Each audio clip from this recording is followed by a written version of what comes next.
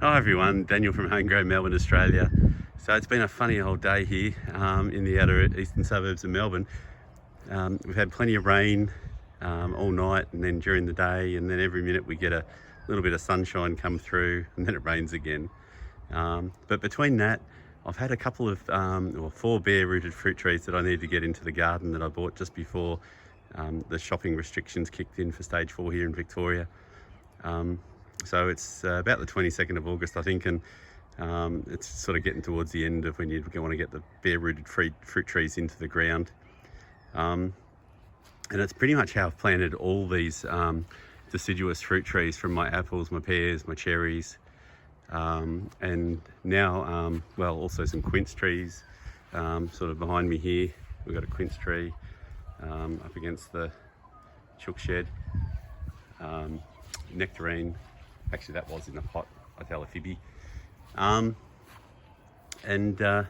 Anyway, so I thought I'd just share with you what I'm doing in the backyard. Oh, look, here comes the sun.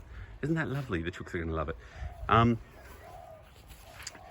So for those that's never planted bare root and always bought their plants in pots, this is basically what it looks like. It comes in a bag, and the roots are all bent up, back up on the stalk, and this one actually had a bit of a root that was broken off as a consequence. And essentially what we're going to do is obviously prune the trees back, and they recommend about 50% of the branches. I basically dig a hole and I put some compost in the hole.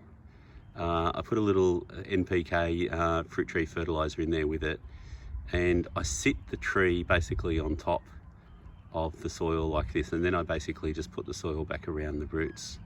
And I've got about a foot of depth, maybe about a foot and a half of depth underneath this root ball, just to allow the water to get away from the roots, so it's not sitting in a soggy hole. So I found that tends to work with these trees pretty well. That's sort of the process I follow. And then what you'll see over here is the other ones I've got in between the rain. I put some cardboard over it, and then I'll put some of this mulch that I've got over the cardboard. So that's pretty much what I do, and I'll be putting cardboard around all my fruit trees with the mulch.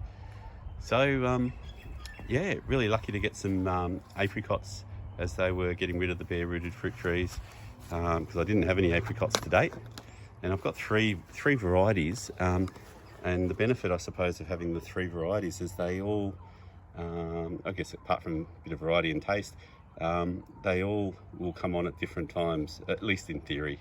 So this is a mid to late season maturing apricot, the Moorpark, which is a pretty common backyard apricot. We've got a Trevatt apricot,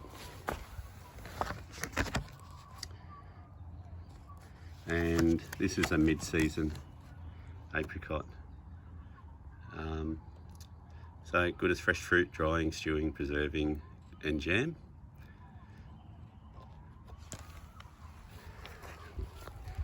And I stake all my bare-rooted fruit trees for at least the first season, and then we might take them out depending on how they're looking, maybe till the second season. And then we've got a Divinity, which is an early season.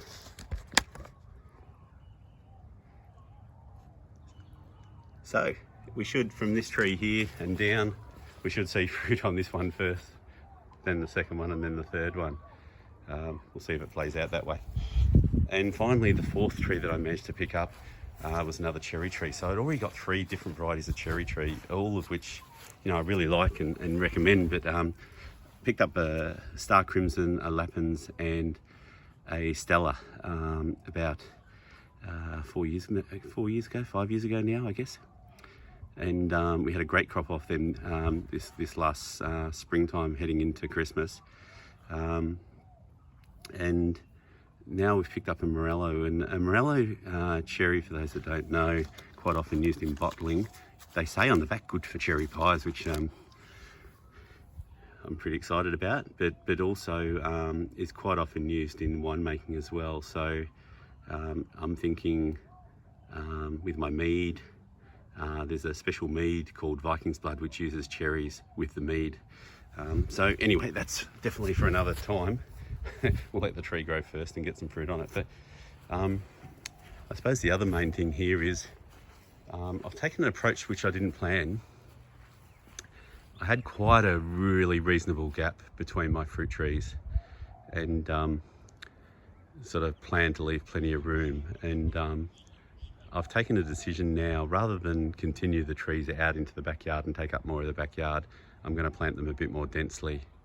So I guess only time will know how this strategy works for me, but I've got about just over 2.5 metres towards 3 metres between each fruit tree, so they can absolutely, if they're not well pruned and trained in the right direction, could potentially grow into each other. But we'll see how that works out. And it gives me an opportunity also then potentially down this line here to plant more trees as well, even, which would maintain that about 2.5 metres to 3 metres between each tree, and give me a spot for about another 6 or so trees.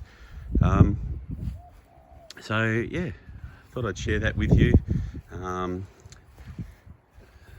So basically where that's lead me, pretty much all the trees now are still a bit dormant. There's a few that are starting to bud down the end, but we've got about 6 apple trees, including 4 which are a dwarf variety. We've got our 4 cherry trees.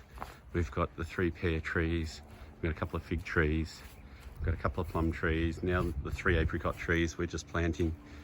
And we've got a peach tree, which I picked up really cheap and is a terrible shape, but it's one of the ones that's starting to bud. And along with the nectarine tree starting to bud, and we're starting to see some green foliage on the quince tree,